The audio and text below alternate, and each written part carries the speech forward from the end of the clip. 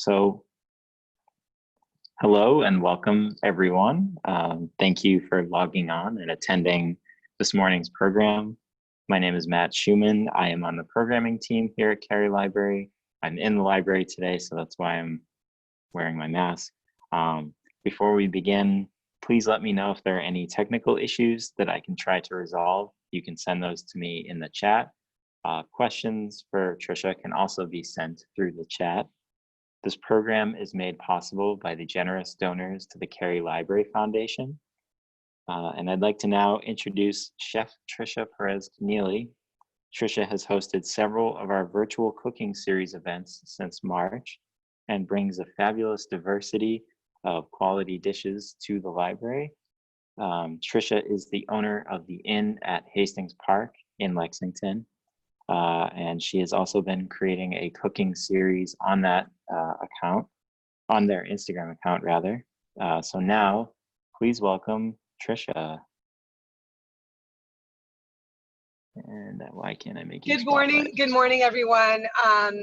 I know that probably immediately everyone's going to say we can't see you. There's a reason that you can't see me. So I apologize. I had a little bit of a glitch this morning with getting a child to a driver's ed class. And as you can imagine, there's a huge backup. And if he didn't take that class today, it would have delayed him getting his license in September. So I'm about 5 minutes behind, but I already have some of the mise en place, sort of the dough ready.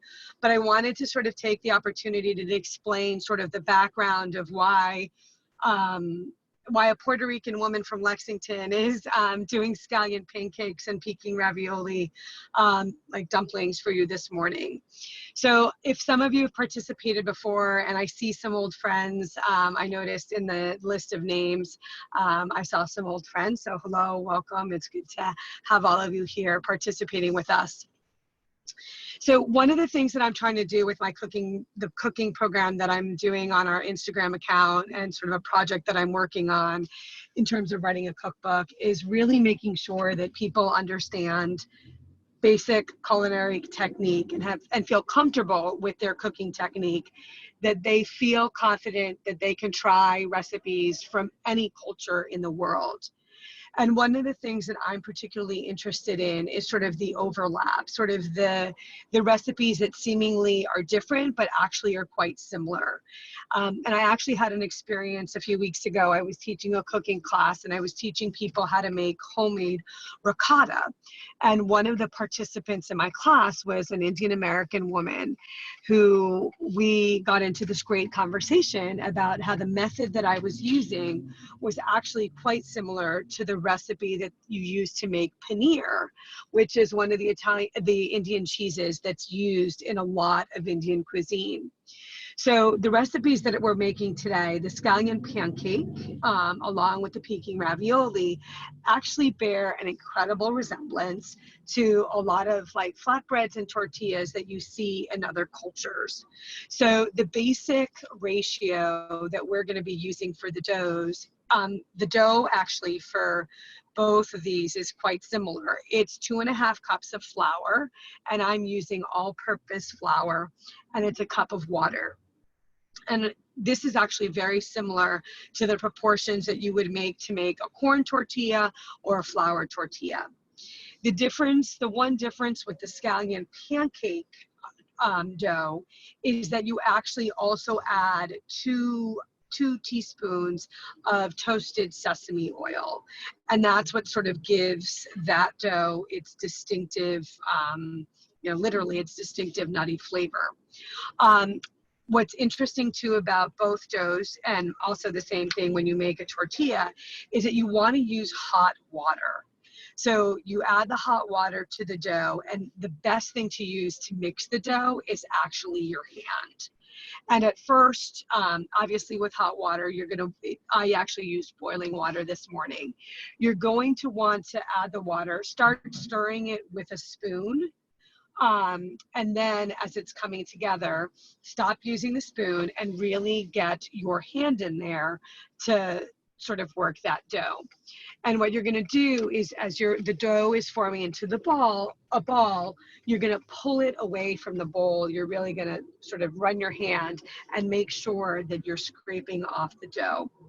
The other thing that you want to be very mindful of when you're working with dough is that temperature and humidity have a strong impact. So today is hot. It's not as humid maybe as it was over the weekend. A lot of us do have air conditioning and whatnot, but that's something that you want to be really paying close attention to, because I think that beginning bakers and people who are just getting used to working with dough are sometimes thrown off because the dough doesn't look or feel the way they want it to. More often than not, it means that there's an issue with the humidity. The other thing that you want to really pay close attention to is I do a lot of my baking with a kitchen scale. In many other parts of the world, most of their cooking and baking is done with a scale. And King Arthur Flour actually has a fantastic, very extensive conversion chart for any sort of dry ingredients, liquid ingredients that you may be using that can help you convert your recipes. The reason I say that is that I actually was teaching a class yesterday. I was teaching a baking class to somebody yesterday, and I really started with the way you measure out flour. And what you want to do is you really do want to make sure, if you're not weighing your ingredients, that you're using the cup measures. And you want to use the bottom edge of the knife. Like you don't want, so if I have a measuring cup, I don't want to flatten the knife and use that to scoop off the flour and level it. I'm actually using the back edge of the knife. And I'll show you all of that when I get in my kitchen. Because what I realized, I was watching her because she kept telling me that she was doing her mother's recipes and she always loved her mother's cake recipes, but they didn't seem to be working. And so what I realized is that it probably had something to do with the way that she was measuring out the ingredients. So if you feel inclined and inspired to convert to using a scale, I would encourage you to use King Arthur, their conversion chart. The Joy of Cooking also has one. I think Mark Bitterman also has one, but they're different ones that they're out there, but they're all the same. So the other thing that I noticed that was really interesting about these two recipes is that they both have a very similar profile in that the sauces for both the Peking ravioli and the scallion pancake often employ a mixture of sesame oil and soy. The one thing that you need to be careful with when working with sesame oil is that it actually can turn rancid relatively quickly. So it is one type of oil that it probably makes sense to buy in smaller quantities. And you also want to make sure that you're storing it in a dry area that isn't exposed to a lot of heat.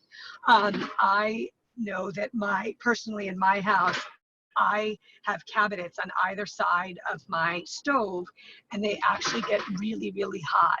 And so what I've realized is that it's better to store some of my oils and my more sensitive vinegars away from that heat. So the origin of the ravioli recipe that I'm using is actually very, very dear to me. One of my favorite employees at the inn was a young woman named Alexa Ing Stern. She was just a dynamo. She had just graduated from college and she really was capable. I would tell her, please go and investigate this. And she would come back and she would have a really well thought out plan for how we needed to deal with something or approach something. We also share an incredible affinity for spending time with family and, more importantly, spending time with our families cooking. And so I had the pleasure of getting to know her family really well. And Alexa wanted to embark on a project to basically have a record of all of her grandmother's recipes. And so she started, and this was one of the first ways that we did it. Alexa, her grandmother, and my children got together in my kitchen, and her grandmother, Mabel, taught us how to make this recipe. And so what I encourage people to do is that if there are any recipes that your family has that are, you know, the type of things that, you know, someone knows how to do it, but it hasn't been written down, there couldn't be a better time than now to do that. And so Alexa and I got, and I apologize, background noise.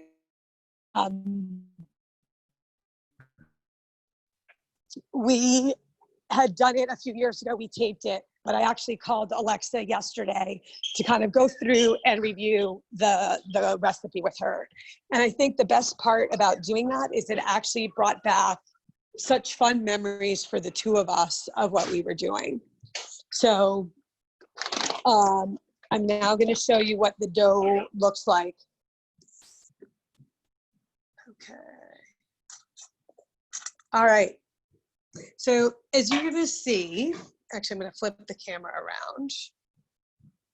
Okay. All right. You can see a nice messy counter. So these are the two doughs. This is the dough that actually has the sesame oil in it. So it has a little bit more pliability to it. This is the one that is just flour and water, and that's going to be the one for the dumpling.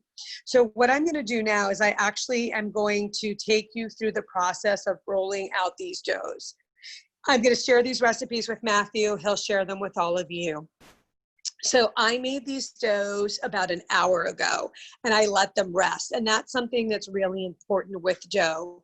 You really want to give it some time, because what it does is it helps in terms of the composition of the protein in the dough. So that's the whole premise behind having it rest.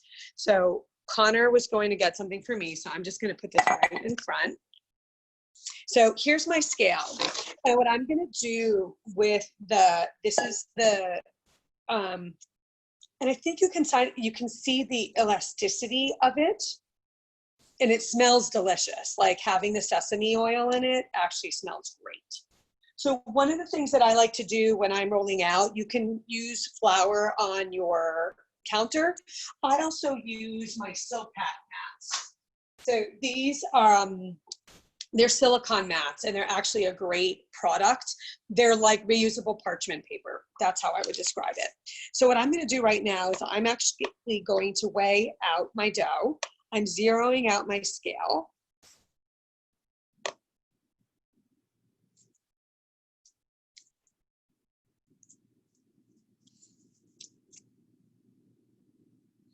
All right, so what I'm going to do is I am going to divide this dough into 6 pieces.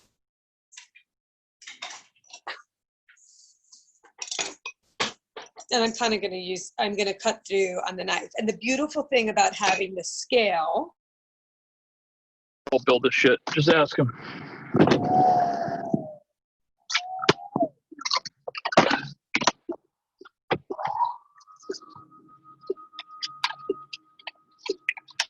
Trisha, I'm not sure what's Oh my going God. Trisha, can you hear me? There appears to be some audio interference. I'm not sure. I'm going to try to unmute you again.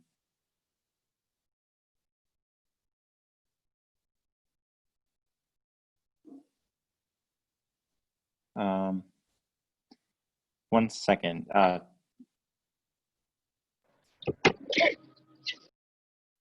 Trisha, can you hear me? There's some other audio. Wallet keys, phone, watch. There's another source of audio coming through. One second. Sorry, I'm going to type it in the chat.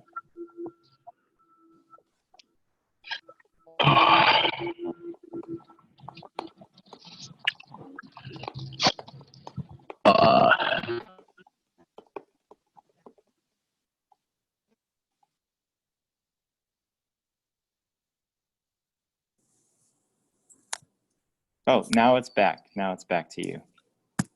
Is it okay? Yeah, I don't know if there was like a Bluetooth like override or something. It was like another person's voice was talking. Hold on.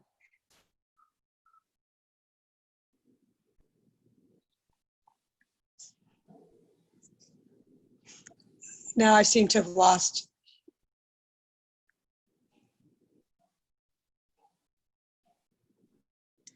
All right. Can you hear me? Yep, you seem to be back now. Okay, I'm having trouble hearing you though. So hold on. Can you hear me now? All right, how's that? Yep, I think Okay, you're back. so, all right, so okay, I'm so sorry, everybody. So let's go back. So what I was doing is, did you hear me talk about the elasticity of the dough? I think a little bit, but if you want to say it again. All right, so let's just go really quickly. So the dough, there's two different doughs. One is for the scallion pancake and one is for our dumplings. So the one for the scallion pancake actually has sesame oil in it, so it has a little bit more pliability to it, okay? So what I'm gonna do, and what I talked about was, as I said, this was a cup, 2.5 cups of flour with 1 cup of hot water. When I made the dough for the scallion pancake, I used all the hot water. The dough that I used to make the dumplings, Mabel said to use 2/3 of a cup of hot water and like mix that first, and then add the cup of hot water. So what I'm doing is I used my scale, I weighed the entire bowl of dough, and then I divided these into equal pieces. So what I'm gonna do now, just put it right there, please. What I'm gonna do right now is I actually am going to, I'm grabbing my rolling pin.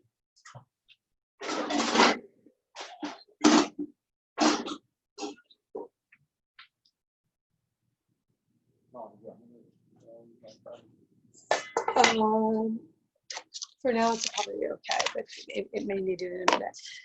All right, so as I said, what you might not hear is I'm using my Silpat mat.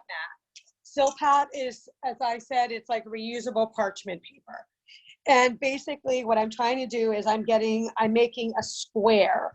And the way you make a square, and I know that sounds a little bit odd, a pancake is round, but the process of making a scallion pancake is we first make this little bit of a square.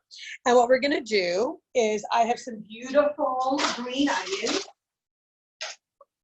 So you chop up the green onions finely, which I'm gonna do right now. And the important thing when using scallions,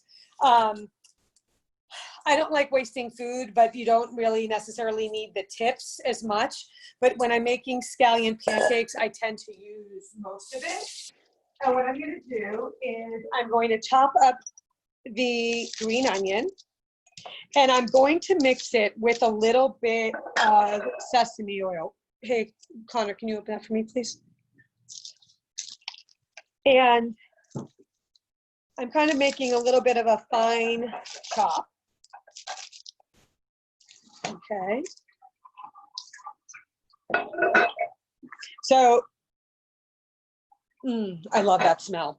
The sesame oil just has such a beautiful, distinctive smell to it. I like to use silicone basting brushes because they are easy to clean.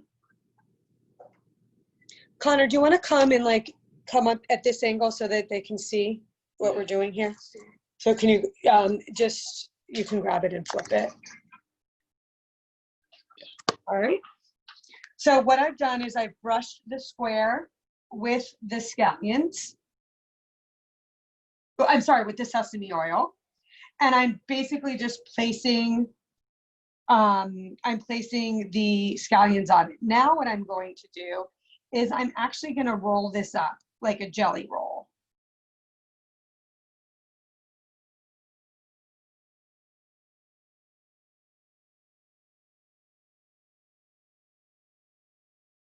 And then what I'm going to do with this is I actually am going to roll it like a snail.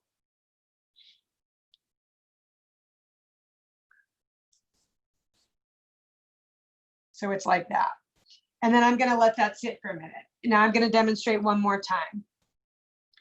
So when you want to get a square, I basically started with that round.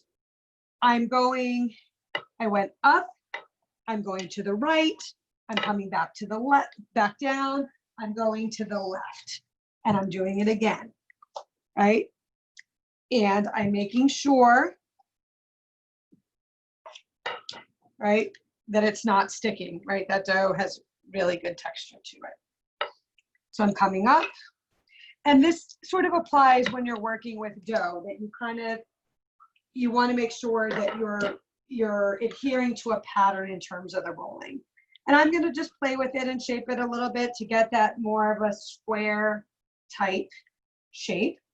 I'm going to take my sesame oil with my silicone brush. And again, like if anybody makes, like I'm thinking of the things that this is kind of similar to. This is also similar to making, you know, when you think about layering and rolling, I'm thinking actually of spanakopita, but it has like the layers of phyllo dough, right? But there's all different types of sort of textured and layered doughs that are prevalent in so many cultures. And what I like about this too, like if you have family members that are vegan, this is like a great vegan recipe, right? This is all plant-based and it packs a great amount of flavor. So now I'm going to roll it again. Trisha, there was a question. Yeah. I'm not sure how to pronounce the word, so I apologize if I butcher it. Someone asked if it's similar to Indian paratha bread. I have not made paratha, but I think that, yes, like this is also similar to some of the Indian breads, right? And I don't think that it's a coincidence, right? I think that it has to do with the influence of, you know, when you think about the trades and how things sort of got spread, right? So I'm going to let that sit for a second and then we're going to roll it. You can keep it there. So I'm just going to play with this one. And basically what I'm doing is now I'm rolling, and it's okay if those scallion pieces come out. I am rolling, and you have to work a little bit more because you have the layers and you have the scallion in there. So I mean, if you can see, I'm really bearing down on my rolling pin there. Okay, so I'm going to put that one there, and I'm going to do this other one. Mom, where do you want the camera? Where do you want the camera? You can keep it right there for now. Actually put it right, turn the camera on it and then have it face me. All right, can you get me another Silpat mat, please? One of the smaller ones. All right, so I'm gonna do the other one. And as I said, it is okay to really work it. So what I was talking about is that I think it totally makes sense to me that all of these different cultures have similarities of these different items, right? You know, when I think about, you know, in, you know, my Jewish culture, like when people make blintzes, right? It's a pancake and it's rolled and it's stuffed. But in our tradition, you know, if people were kosher, they wouldn't mix meat, you know, they wouldn't mix meat and cheese. So our blintzes are usually stuffed with fruit or a cheese mixture. It's similar to a pierogi, right, in the Polish tradition, which they're filled with potatoes, they're filled with cabbage. So now I'm going to leave those here. We're going to let those rest for a few minutes before we're going to fry them off in the pan. And when we make the sauce for the scallion pancake, it's going to have, you know, some people talk about different culinary cultures having sort of their holy trinity of flavor. So we're going to have the ginger. We're going to scrape some ginger into the sauce. It's going to have ginger. It's going to have a little bit of the scallion. It's going to have the soy sauce and a little bit of that sesame oil. And that's what you would use for the dipping sauce. So what I'm going to do is I'm going to do the first part of the dough for the for our dumplings. I am making after I just talked about being like the influence of kosher food, I'm now going to talk about the pork Chinese dumplings. But you know, having grown up in Puerto Rico and that side of the family, I love pork. I really do.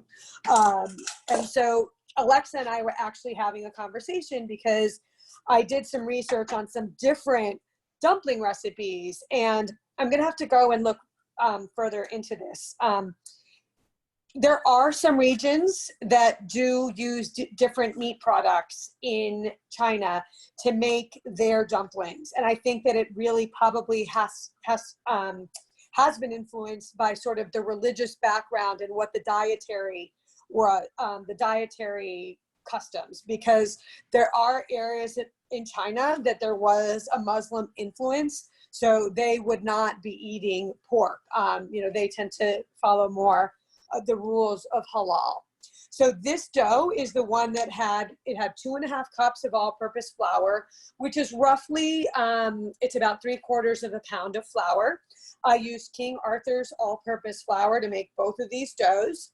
This one was made with 2/3 cup boiling water and then 1/3 cup of the cold water. I made this, and this has been resting for about an hour. So what I'm going to do now is I'm going to divide this up, and then we're going to progress to make the pork filling.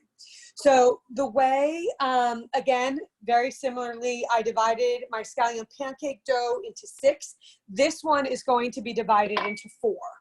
So I zero out my scale.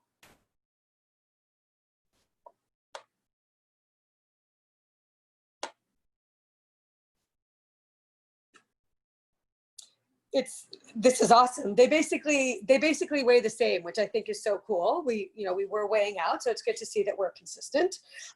It's about 19 ounces. It's like 19.4 ounces is what we've got. And I am going to, as I said, divide this into 4. What I was looking for, hold on. I found it. So this is one of my, this is an antique. This was from when I went to culinary school. So this is from circa 2001. It's by a French it's a product, it was made by Matfer, which is a French baking company. And it's like this very versatile. I use it to cut things. I use it to scrape things up. I use it to scrape down my counter. It's basically a scraper. And I absolutely love it. Matthew, if there's questions coming through, you're more than welcome to read them to me as we're going. There was one that just came in, and it said, it's a 2-part question. Can either of these recipes be frozen, and at what point would you freeze them? Okay, so I actually think that both of them can be frozen. The scallion pancakes, what I would do is I would cook them off, as I show you how to do that. And what I would do is I would cook them off, and then I would store them in between layers of parchment paper. Does that make sense? And then to reheat them, I would just bake them like in a 350 oven. I do have to say that I think they probably taste best when they're done, like when they're fresh, but you totally could do that. The dumplings, probably what I would do is, I don't think that I would cook them. And maybe what I can do is I can do a little bit of an experiment. I know that Mabel used to make them in large quantities for her family. So, I will double check with her to see if she sort of, perfected the freezing methodology. Okay, so I've divided into 4. And now what I'm going to do is for anyone who liked playing with Play-Doh, these are very fun recipes. So I basically, Con, do you want to help me and do one of these? Yeah. We're just making a long, basically, yep. What we're doing is we rolled it, we divided into quarters, and then we're making a little bit of a tube with it. And I'm going to divide each of these into 10 pieces. Looks like a seal. Porpoise. A porpoise? No, a manatee, actually. A manatee? Yeah. All right. Connor and I are playing Identify the Fun Food Shape with your dumplings. So again, like with the dumplings, like this is, I've actually been inspired. Oh, actually, in one of the early cooking lessons, someone was talking about making gnocchi or pierogi. So there's some really beautiful potatoes that are kind of coming into season And those are always fun products to work with. More thin. No, I think you're good. Actually, I'm gonna keep it like that. All right, so yes. So what I've done, so let me just go through that so you can see that a little bit more visually. So Connor and I each made a little tube of dough, and what we're going to do is then take that, and I'm dividing it into small pieces, right? So they're like this. So the other thing that you could do to probably take it, you can make a little ball with it. And then what I'm going to do is I'm going to roll it out. Oops, I got a little scallion on it. Connor, careful, because can you not do that right now? All right. So I made it into a little ball, and now I have my little wrapper. So I'm just going to go ahead and get, I'm going to roll out quickly these little wrappers, and then we're going to talk about the filling. So I used a ground pork. I'm going to use a ground pork with a little bit of bok choy. You could use, you know, some different types of cabbage. I'm going to add a little bit of ginger and scallion to that mixture. And we, hold on. We're just going to mix that together, and then we're going to fill up our dumplings. So usually most of these dumpling recipes call for using a pound of pork. Most of the packages of pork tend to be like 1.4 ounces. So what I'm going to do is I'm actually going to measure out a pound of ground pork, and I'm going to add some of that ground scallion that I had. So the filling, my family doesn't really like mushrooms. I love them, but they don't. So I tend to not put mushrooms in ours. But, you know, there's a beautiful tradition of, there's some fabulous Chinese mushrooms. You can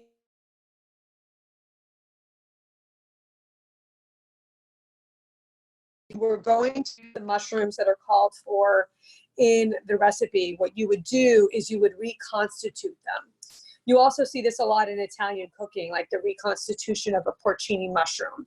And the way you reconstitute the dry mushroom is you put them in a glass measuring cup. You fill the glass measuring cup with boiling water, about a cup of boiling water, to about a quarter cup of the dried mushrooms, and you basically let them sit in that. The broth, the byproduct, the broth is actually really lovely if you wanted to use that to enhance a vegetable broth or use it as a base for a soup. You certainly can do that. So what I did was I measured out a pound of ground pork. This is what the ground pork looks like. I'm going to add some of my scallions to that mixture. It's about 2 tablespoons of scallions, chopped scallions that I'm adding. I'm also going to take a little bit of ginger root that I just had. And I would use fresh ginger, right? I think we use a lot of powdered ginger in our baking here in the United States, but it does have, I just think that the freshly grated ginger is, to me, is the essence of Chinese cooking. I'm using a peeler, but I can also show you how to do it. I have a paring knife right here. Oh, that smells so beautiful. I love that smell. So one of the things that I talked about too in one of the earlier, Melanie, hi Melanie, it's good to see you. The video will be available too. Matthew, all the videos of the classes that I've done are available on the library's website. So I peeled it.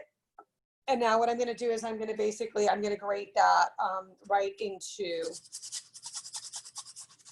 what I was saying about when I was answering the question about the video is if you're looking to enhance the immuno aspects or your immune system, adding ginger to your chicken soup is a great way to do that. And what I would do, you can either shred it like this, or just cut it into slivers and add it into your soup. and it really just adds a really nice, a nice touch. Can you grab me the soy sauce from the refrigerator, please? I think it's on the door. What I'm laughing about, one of the things in this recipe, I actually do use low sodium soy sauce. But I could tell by the way that Alexa wrote the recipe that her grandmother specifically said not to use low sodium, but I'm going with that. So you're gonna add about 2 tablespoons of soy sauce. And of course, that can be to taste. I know that Lisa just commented that she doesn't refrigerate soy sauce, but what's interesting is that most of the major brands do say to do it. I kind of go both ways with it. It happened to be in the, I knew that it was in the refrigerator today, so that's why it was there. So I find that interesting because I think that people also, I'm gonna add a little sesame oil too. People are sometimes surprised I don't refrigerate my eggs. I think that that might be, you know, something from my background, from my French culinary training, because they don't really do that either. So I want to show you what this looks like. Oh, Marianne, here's your, just as you said, can you show us what the filling looks like? Here you go. So it is a little bit moist because I've added soy sauce and sesame oil to it. It has the ginger. You can see hopefully the flecks of scallions in it.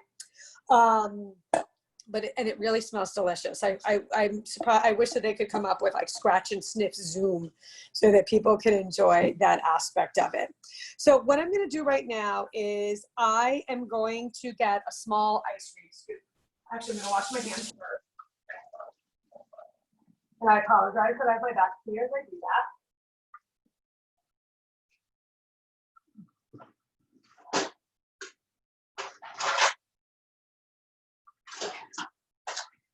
This is a tablespoon scoop. So this is probably a little bit more than I need, okay? So I'm going to probably use half of it. And I'm gonna make a little ball. Connor, do you wanna come and shoot over my shoulder?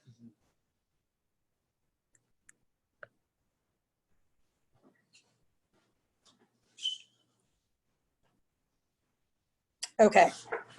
Hold on, my fingers are a little wet. Okay, hold on, let me try. What's the bok choy for? Oh, you know what? What? I actually didn't add it in, and I'm not going to today. Connor was asking about the bok choy, and I just went ahead, and I want to make sure that you guys get to see the whole process. I'm just going to do this. So I'm making sure that there's a little bit of scallion in there. I'm making it into a little bit of a ball, and I'm putting it in the center. And then I am folding over, and I'm kind of pinching. And I've kind of modified. These are nowhere near as beautiful as Maple's, but she has a little bit more practice on me. So basically what you're doing is you're making sure that I have some scallion and all that yumminess. I'm putting it in the middle. And then I'm folding over. And that's a little bit of meat on the outside.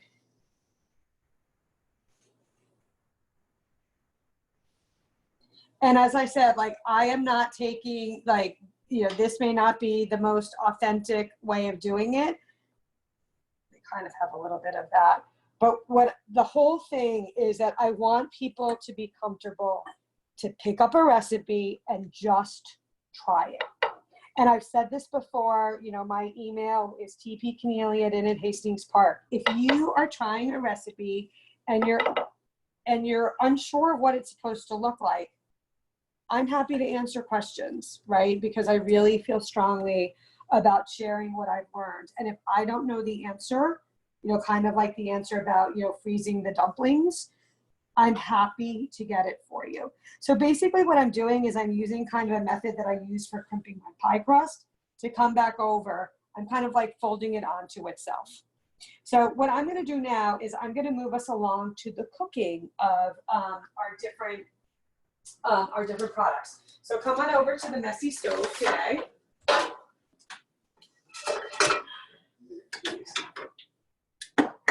I'm going to get a brush to brush. I'm going to use the, actually, you know what I'm going to do? This is what I'm going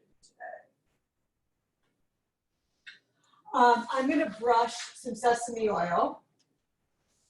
One of the recipes that I actually looked at, I found this very interesting because this, again, something that in a lot of Jewish cooking, we use the shmol, like chicken fat, chicken. Can people see that? Is that better? Is that lighting a little bit better? Yep, that's good. All right, so I'm putting my stove on a medium-high heat. What I've done is I've brushed it with a little bit of the sesame oil. Some of the recipes call for, some of the recipes that I looked at for scallion I can talk.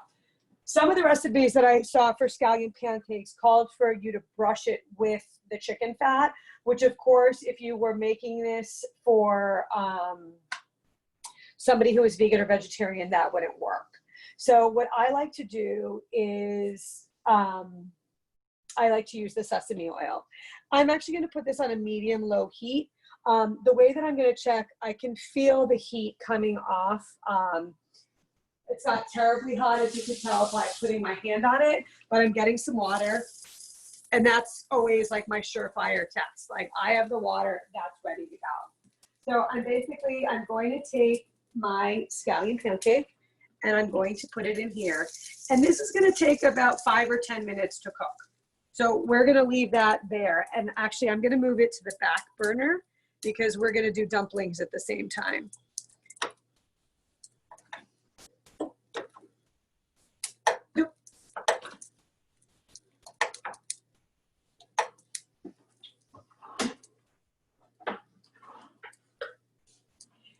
You have the lighter upstairs. Yeah. It's okay.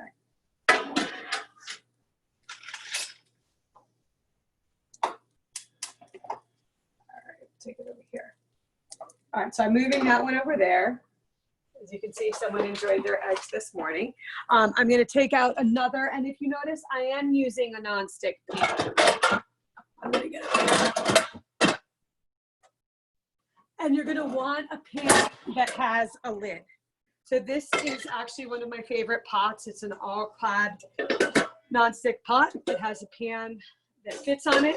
And what I'm going to do is I'm actually going to put some water in this pan because the way you cook the dumplings is that you actually use a combination of water. And you're going to use a combination of water and vinegar. So I'm going to heat up a little bit less than a cup, about 2/3 cup.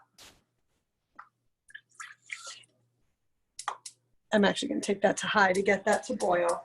But the other thing that I'm adding to it, and this is where you get sort of the caramelization, is this vinegar. It's Chinese vinegar that I bought at H Mart, and this was something that Mabel had recommended for when we make the dumplings.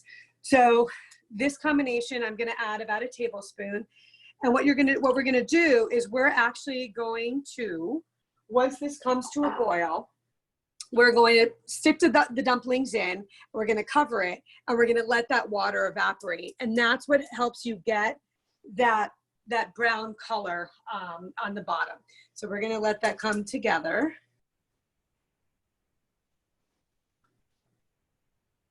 And I can see I'm moving, it's not sticking, so that's like a good amount of oil. Well, that's coming to temperature. I'm gonna just take you back over here and talk to you a little bit about the sauces that we can make. And I apologize, we're working a little messy today.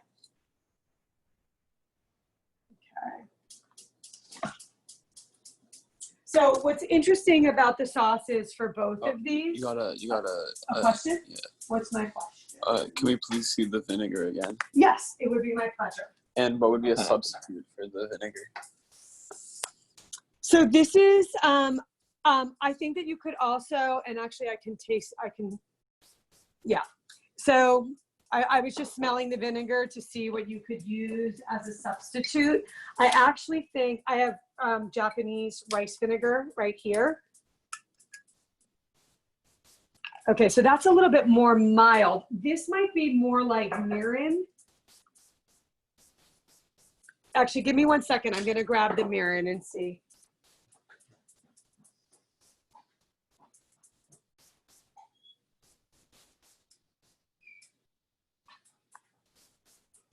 So mirin is a sweetened sake, and the common thread, the mirin actually might be similar. Yeah, so this is a rice vinegar. This one is a rice vinegar, but it also has like some sugar and salt in it. We've got the water beginning to boil, so I'm gonna bring over my dumplings. Trisha, when you have a moment, there was a comment that I think leads into a question about someone said that they got that vinegar at H Mart, but where would you recommend purchasing some of those ingredients? So that vinegar, I would say that you probably do want to get at a place like an H Mart. But the mirin, as I stick my fingers in the frying pan, ooh, look at that. Let's come over here because I'm gonna kind of come over here. I'm gonna make a few more dumplings while we're talking. So the other products like the rice vinegar, the toasted sesame, the mirin, these you can get. They'll be in the international aisle. I've purchased them at Market Basket. I've purchased them at Stop and Shop. The interesting thing about Market Basket, I usually shop at the Market Basket in Burlington, but during this time, I actually have been going to the one in Waltham because it was bigger and it was just a little bit easier. What I find interesting is that they have sort of a different assortment of international products, kind of based on sort of the ethnic background of the communities that they're serving. So I actually find that they have a really decent selection. The other thing that I really love about Market Basket is that if you want something and you don't see it, just go up to one of the people in the red coats, the managers, and ask them, and they will get it for you. Like they're incredibly, incredibly responsive. So you could also, I'm sure, get it. It's interesting. Wegmans doesn't have, Wegmans has such a focus on prepared foods that I don't always find that they have as diverse of a selection of some of these unusual products. You just would have to sort of, look and see. And then, Stop and Shop here in Lexington has some of them as well. So that's kind of where I would look for those. All right. So as you can see, I'm just rolling these out again. The other thing that you can do if you don't have a Silpat, it's so funny, the way my friend who taught me how to make tortillas actually taught me to use, to take a Ziploc bag and cut off the sides and put the ball in the middle of the, here, I'll demonstrate that. And it actually works fantastically. So Ziploc bags are also a good replacement for Silpat as well. So the other thing that I find interesting about both of these, and I have my recipe, the rest I had, yep, we're gonna go check those dumplings in a minute. And the clicking that you hear means that one of my burners, that needs more time. I wouldn't recommend doing what I'm doing with your fingers, but we kind of sometimes joke around that as a chef, you kind of develop asbestos fingers. So I'm gonna keep letting these boil off. I'm gonna move some of these to the side. So as you can see, they're steaming, and what's gonna happen is we're looking to get all of that to evaporate. I'm just gonna use this knife. It's sticking a little bit, but that's okay. All right. That'll help us get some of that caramelization that I love in my Peking raviolis. So I'm going to cover that back up again. All right. The sauce for both of these is very similar. So I'm just going to grab a ramekin that doesn't have hot pepper in it. Okay. So I'm going to grate a little bit of my ginger. As you can see here it is. I'm going to peel it a little bit more. Clicking.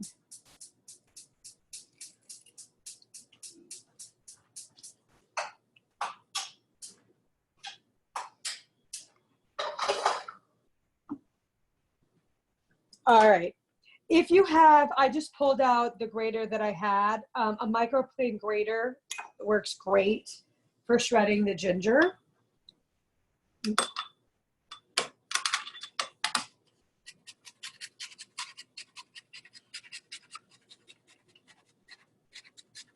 a great idea. Beautiful.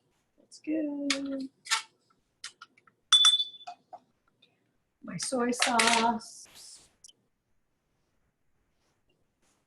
Someone commented that this sauce is great to have because sometimes when they buy frozen dumplings, it doesn't come with the sauce. So having these Yes, ingredients, this is super easy, right? And then the other thing that I like to do, because I think it looks pretty, I had some of my my scallions left, so I'm just gonna.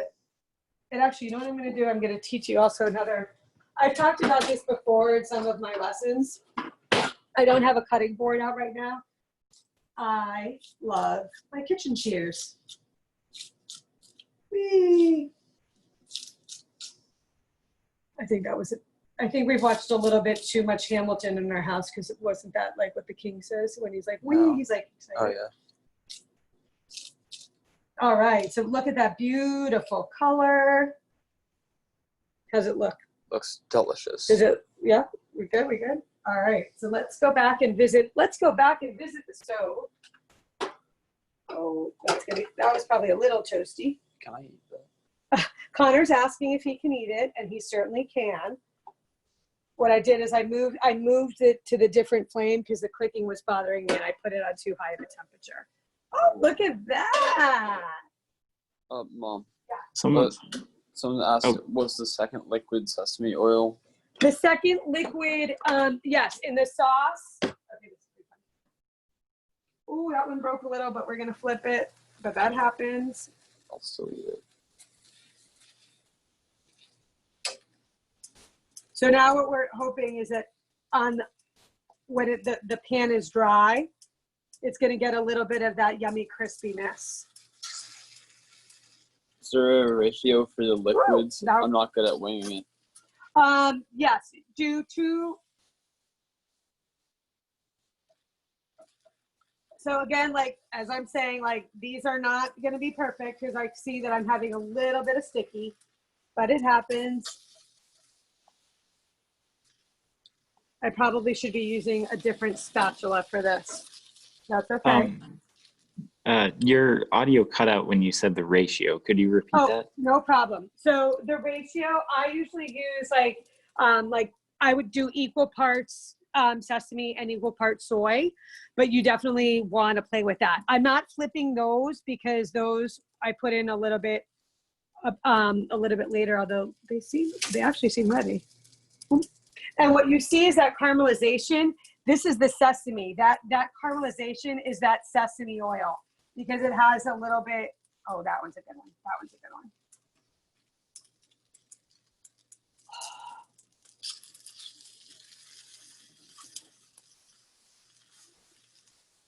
Whee! Oh, yes. Delicious. All right, I'm very excited about our Chinese breakfast this morning. I'm just gonna let those cook 2 more seconds.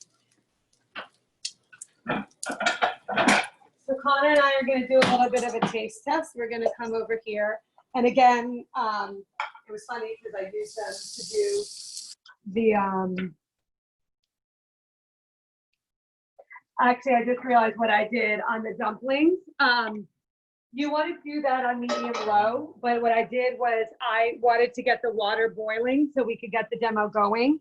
And what I realized is I left it on high. So you want to kind of do when you cook that, you want to get the boil on a medium low, and then it will be a little bit more gradual, and that would probably prevent the skin of the dumpling from breaking. But as I always say, like, that's not going to be an obstacle from Connor and I enjoying correct? You have a comment here. As Julia Child famously said, if something can go wrong in the kitchen, it will. Slightly torn, but super delicious, no doubt. And then there's also a question. Sure. Is it possible to get decent results with gluten-free dough? I think that you can. So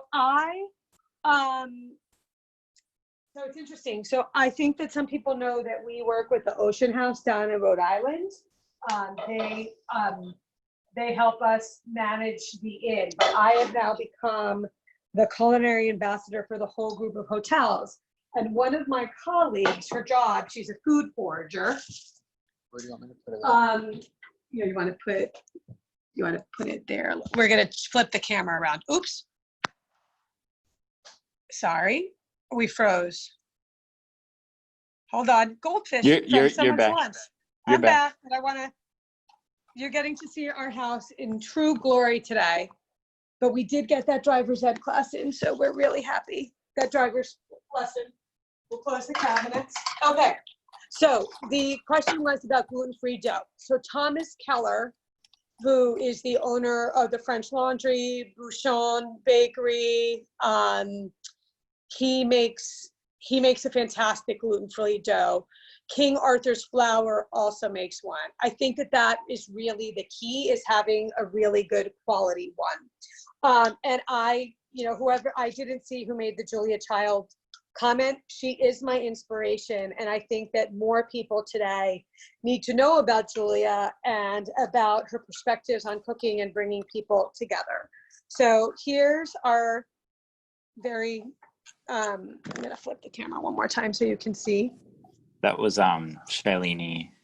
Oh, thanks, Shalini. I appreciate the Julia Child shout out. Okay, so I think that this is so much fun. So this is our scallion pancakes with the sauce, and I'm going to use the same sauce for both. Connor, you want to dig in? Yeah. Watch your shirt. I'm just going to try the dough with the. Happy. Oops, There is a question when you're done tasting and enjoying. When we're done eating.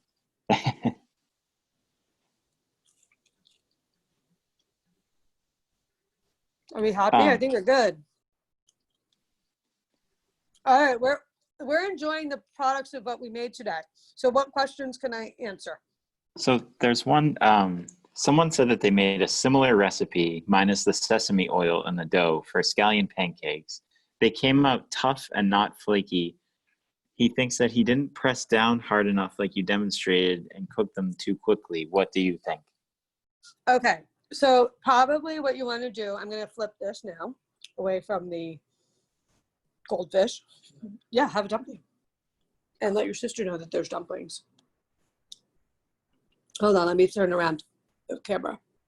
Okay, so there's a few things. First of all, you want to make sure that the proportions of liquid to flour were adequate. You also want to make sure that you rested your dough. So I think it's a good idea with any of these doughs to make them about an hour before you're going to use them. To make them an hour before you use them. But you also want to make sure that you're not overworking it. And I think that that's probably the most challenging thing that people have with dough. They don't know what's enough. They don't know what's not enough. And I think what I wish about this class is that I could be here together with you so that you could feel it. So this kind of feels like softer than Play-Doh. It's moister than Play-Doh. It's really easy to roll out. The one and that's the one that had the sesame oil. I would try adding the sesame oil because that is going to add a little bit of pliability. That liquid will add a little bit of elasticity to the dough. I think the most important thing is if you didn't like it, go back, do it again. Don't overwork your dough. Like, try to bring it together as quickly as you can and let it rest, right? What's really interesting is that proteins need to rest. It's kind of the same idea. Like, the gluten needs to kind of rest a little bit before we cook it. It's a very similar thing when you take meat off the grill. I always tell people, people always tell me, oh, I barbecue, it tastes really dry. And the first question I ask them is, did you let your protein rest? So it's very important that you let any protein when it comes out of the oven rest for 5 or 10 minutes. And then you can cut it. Can you close that? Yeah, I can. Are you making a plate for your sister? No. Oh.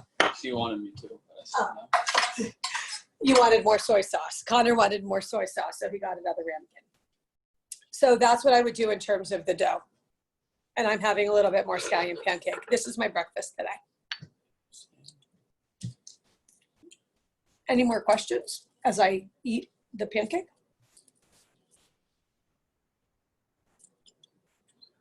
George, thank you. And is it Tendaya? I don't know if I'm pronouncing it right. I so appreciate everyone logging in. I'm sorry that I kept you waiting at the beginning of the class. I will make sure that Matt has these recipes later today. And I truly mean it. If you're trying any of my recipes or any other recipes and you have questions, don't hesitate to call. I love being able to talk to people about cooking and recipes and trying to figure out if things aren't working. And of course, if you do something that I've taught you how to do and you really liked it, let me know. I really would love to hear. Are there any more questions? Feel free to type questions in the chat or unmute yourself.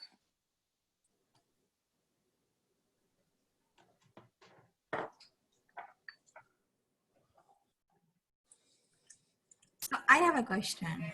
So the pancake you made is so delicious. We make like this is a Indian naan. Exactly. So we were just discussing, shall we make naan at home today? She said, of course, yes, my daughter, she said. Oh, that's wonderful. Well, I would love to get it. If you have a good recipe for naan and you're willing to share it, if you could send it to Matt or send it to me at TP Kennealy at Inn in Hastings Park, I would love to try it. Yes, so delicious. We made last week, but it's almost good. now. If you don't mind, I can show the picture. I have a couple naan left. Please. We'd love to see the picture. Sure, give me 1 minute, please.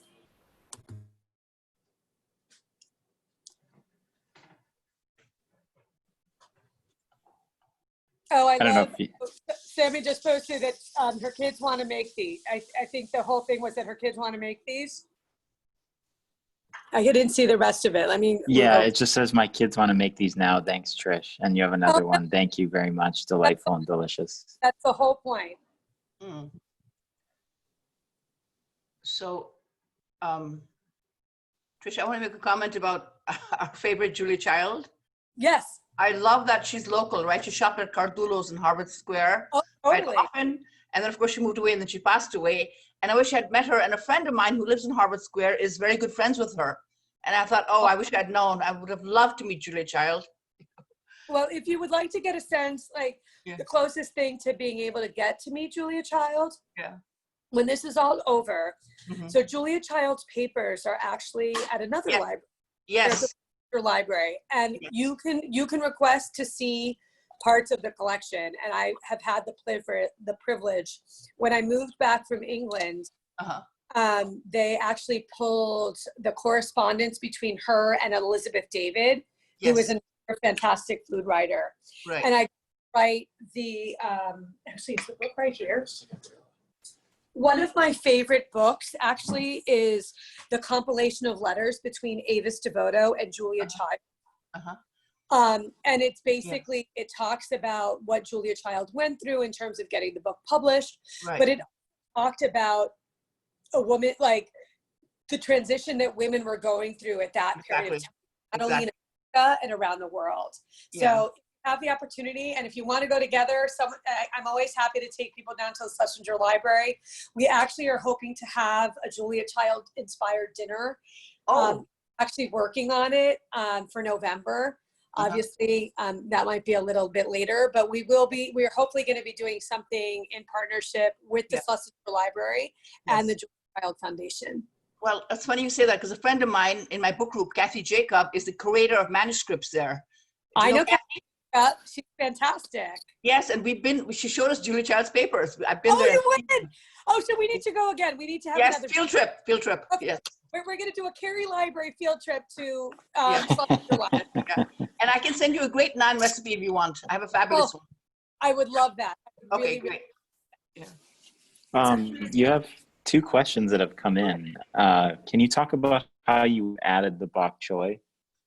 Yes. Okay. So very good observation. I said that I was going to add the bok choy, and in my, excitement and, making sure that everything got done, given that I was a little crazy this morning, I did not put it in. So if I were going to take the bok choy, let me show you what I would do. Connor, can you pick up the camera and turn it around?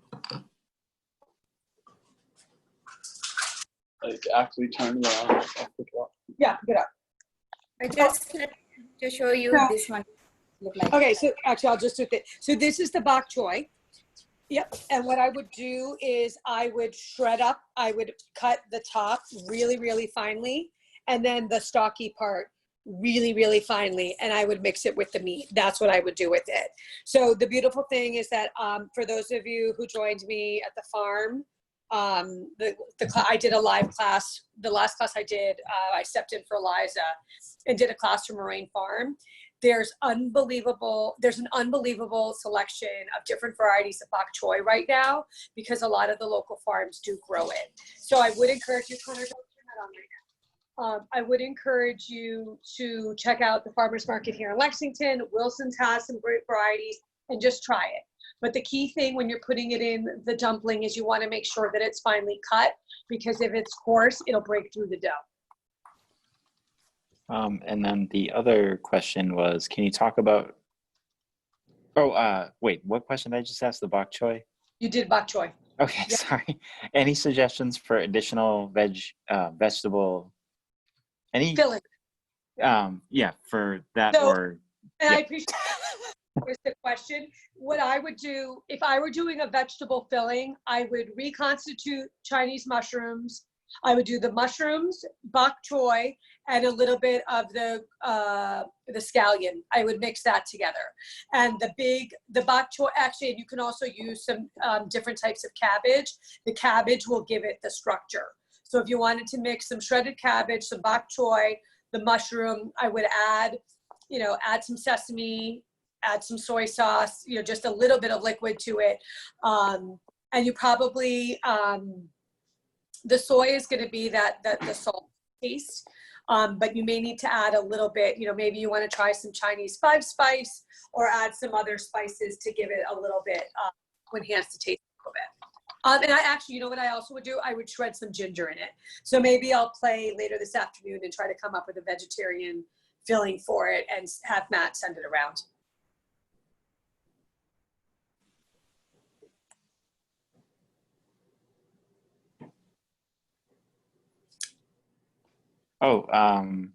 Zara wants to show the Indian naan. So I can spotlight you. Perfect. You just have to, yep, there you go. Okay. Your spotlight. Oh, there it is. Wait, hold on. I'm scrolling through. Oh, that's awesome. That looks great. Yummy. Oh, who's our little chef? Hi. Hi. Oh, I see two. I see an even littler chef over there too. That's awesome. They're Trisha. Oh, wonderful. Oh, she is the Well, youngest. I can tell you that my 18, 16, and 14-year-olds have been, 18, 16, and 14-year-olds were all in my kitchen from that time on. And I actually am really proud of what they're able to do in the kitchen. So keep it together. Yeah. So my older daughter, she just started making YouTube channel. Oh, fantastic. So it's Zara, Chef Zara. Oh, I'm gonna have to go check out your YouTube channel. That's great. I did gardening, cherry, tomato, and I made homemade ice cream. You made homemade ice cream? What kind of ice cream did you make, chef? Vanilla. Wonderful. My son Rory just made peanut butter ice cream at home, and his sister made a crazy funfetti ice cream, and they were both really good. That's awesome. I would like to get a recipe for that. We can certainly share those as well. Yeah. Thank you so much for doing everything. Oh, it's our pleasure. It's our pleasure. Are there any more questions?